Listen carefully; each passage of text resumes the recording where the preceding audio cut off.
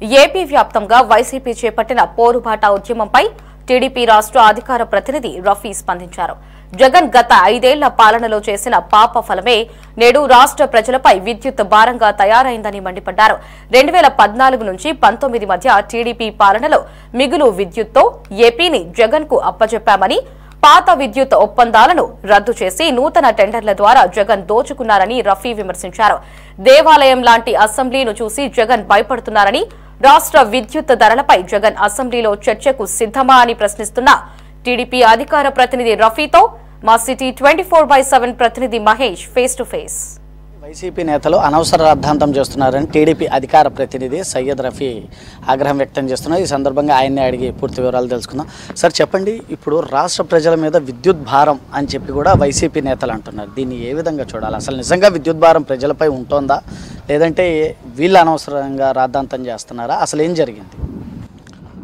జగన్మోహన్ రెడ్డి ముఖ్యమంత్రి కాకముందు ఈ రాష్ట్రంలో 2014-2019 వరకు పరిపాలన చేసిన తెలుగుదేశం పార్టీ ప్రభుత్వం మిగులు విద్యుత్తుని అప్పగించింది.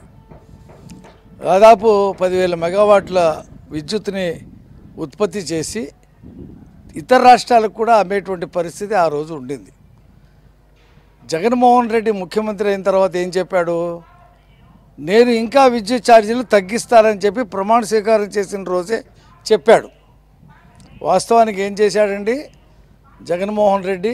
అప్పటికే జపాను, ఇతర దేశాలతో, ఇతర రాష్ట్రాలతో ఉన్నటువంటి పీపీఏల్ని, విండ్ అండ్ సోలార్ ఎనర్జీ, ఏదైతే పవన విద్యుత్తు, సోలార్ ఎనర్జీతో వచ్చేటువంటి విద్యుత్తుని ఉత్పత్తి చేయడానికి ఒప్పందం చేసుకొని యూనిట్ 5 రూపాయలకు ఇవ్వటానికి వాళ్ళు ముందుకొచ్చి ఒప్పందం చేసుకున్నటువంటి ఒప్పందాన్ని రద్దు చేశాడు.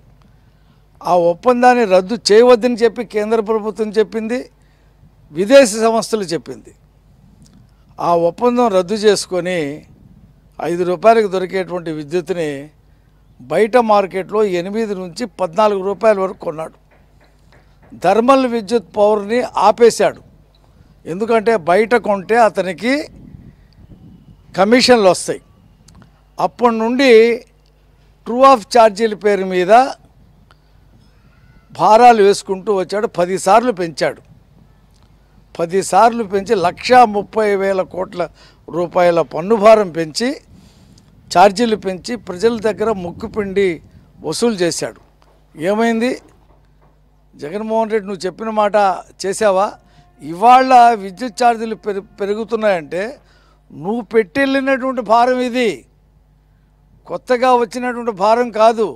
మళ్ళీ ఆదానితో 1,750 కోట్లు లంచం తీసుకొని 25 సంవత్సరాలకి 1,30,000 కోట్ల రూపాయల నుంచి 1,50,000 కోట్ల రూపాయలకి పన్ను భారం పెంచావు.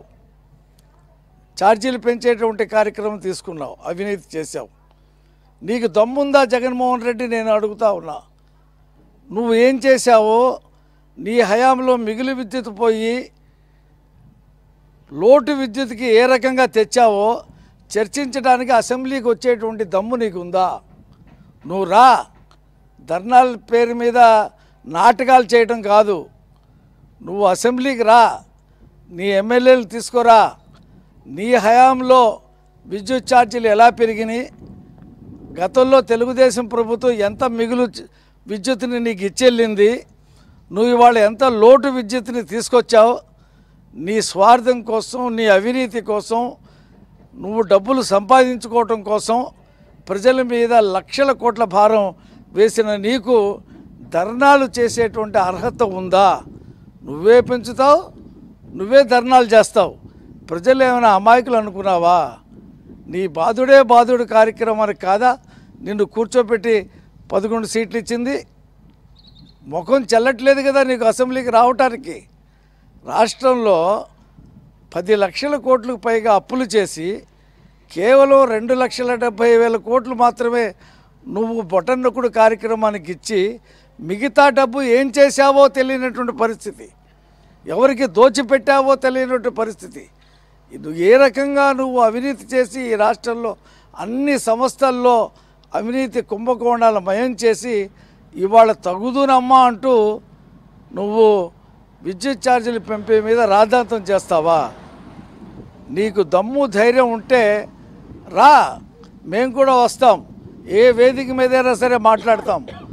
నువ్వు అసెంబ్లీకి వెళ్లకుండా ఇంట్లో సణుగుడు వ్యవహారం చేసి మాట్లాడి, నీకు ఒక పత్రిక, నీకు ఒక ఛానల్ ఉంది కదా, నీకు వంతపాడే 2-3 ఛానల్స్ ఉన్నాయి కదా అని చెప్పి నువ్వు మాట్లాడితే ప్రజలు సహించరు. ప్రజలకి తెలిసిపోయింది, నీ విశ్వరూపం తెలిసిపోయింది, నీ రంగు తెలిసిపోయింది.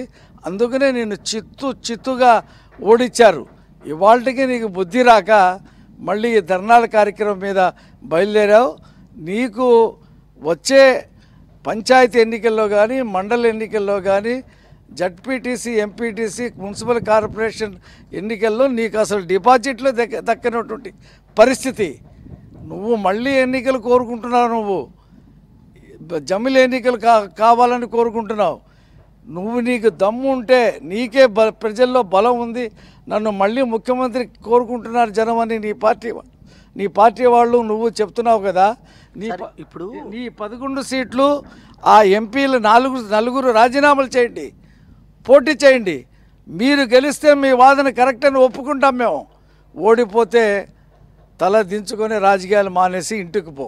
అంటే కూటమి ప్రభుత్వంపై ఈ 6 నెలలలోనే ప్రజలు విసిగెత్తిపోయారు. ఇప్పటికిప్పుడు ఎన్నికలు వస్తే ఈ 11 సీట్లు కూడా టీడీపీకి కానీ కూటమి ప్రభుత్వంకి రావు అని కూడా వైసీపీ నేతలు ప్రచారం చేస్తున్నారు. ఇప్పుడు అదే నేను ఇందాక చెప్పింది. నువ్వు ఈ 11 సీట్లు రాజీనామా చేయండి. మీరు అసెంబ్లీకి రావట్లేదు కదా, 4 ఎంపీలు రాజీనామా చేయండి, చేసి ఉప ఎన్నికలు తీసుకురండి, మీరు గెలిచి చూపించండి. మీరు ఓడిపోతే రాజకీయాలు మానేసుకోండి. ఇంకా మేము నీకు 1 సీట్లో చివరికి పులివెందల్లో కూడా నువ్వు గెలవనటువంటి పరిస్థితి ఉంది వాళ్ళ రాష్ట్రంలో. ఈ కూటమి ప్రభుత్వం చేస్తున్నటువంటి మంచి పనులకి, తెస్తున్నటువంటి కంపెనీలకి, వస్తున్నటువంటి పరిశ్రమలకి ప్రజలు సంతోషంగా ఉన్నారు. ఇవాళ రోడ్లు వేస్తూ ఉన్నాం, కంపెనీలు తెస్తూ ఉన్నాం, ఉచిత సిలిండర్ ఇచ్చాం, 210 అన్నా క్యాంటీన్లు పెట్టాం, 4000 పెన్షను ఒకరోజు ముందే ఇస్తూ ఉన్నాం ప్రతిరోజు. మొత్తం సూపర్ 6 అమలు చేసి ఈ రాష్ట్రంలో అమరావతి, పోలవరం, భోగాపురం విమానాశ్రయం ఎన్ని కట్టి చూపించి మేము నిర్ణీత సమయంలో 2029లో ఎన్నికలకు వెళ్తాం. నీకు ఆ 11 సీట్లు కూడా వచ్చే పరిస్థితి లేకుండా చేస్తాం సార్. అలాగే సూపర్ 6లో భాగమైన ఉచిత సిలిండర్ పథకం అనేది ఇప్పటికే అమలు జరిగింది, చాలామంది లబ్ధి కూడా పొందారు. అయినా సరే ఇంకా పథకం సరిగ్గా అమలే అవ్వటం లేదని కూడా ఒక వితండవాదన అనుకోండి సార్, వాదన అనుకోండి, దీన్ని ఎలా చూడాలి అసలు? ఇప్పుడు సిలిండర్ అందరూ ఒకే రోజు బుక్ చేసుకోరు. ఒక్కొక్క సిలిండర్ కొంతమందికి 3 నెలలు వస్తుంది, కొంతమందికి 2 నెలలు వస్తుంది, కొంతమందికి 1 నెల వస్తుంది. కాబట్టి గ్రాడ్యువల్గా బుక్ చేసుకుంటున్నారు. దాదాపు 1 కోటి మందికి పైగా ఉచిత సిలిండర్ని పొందుతారు. మేము లెక్కలేసి చూపించాం. రేపు తల్లికి వందనం అమలు జరుపుతాం. ఆర్టీసీలో 2000 ఎలక్ట్రిక్ బస్సులు కొంటున్నాం. ఫ్రీ బస్సు ఇస్తాం మహిళలకి. అన్నదాత సుఖీభావ కింద 20,000 ఇస్తాం రేపు ఏప్రిల్లో. సూపర్ 6 పథకాలు అన్నీ అమలు చేసి చూపిస్తాం. నిరుద్యోగ భృతి ఇస్తాం, నిరుద్యోగులకి ఉద్యోగ కల్పన చేస్తాం, కంపెనీలు తీసుకొస్తాం. మొత్తం మహిళలకి సాధికారికత ప్రకారంగా మహాలక్ష్మి పథకం కింద 1500 రూపాయలు కూడా ఇస్తాం. అందులో ఏమీ లేదు. సంక్షేమం చేస్తాం, అభివృద్ధి చేస్తాం. మీ అవినీతిని వెలికి తీసి మిమ్మల్ని జైలుకి పంపిస్తాం.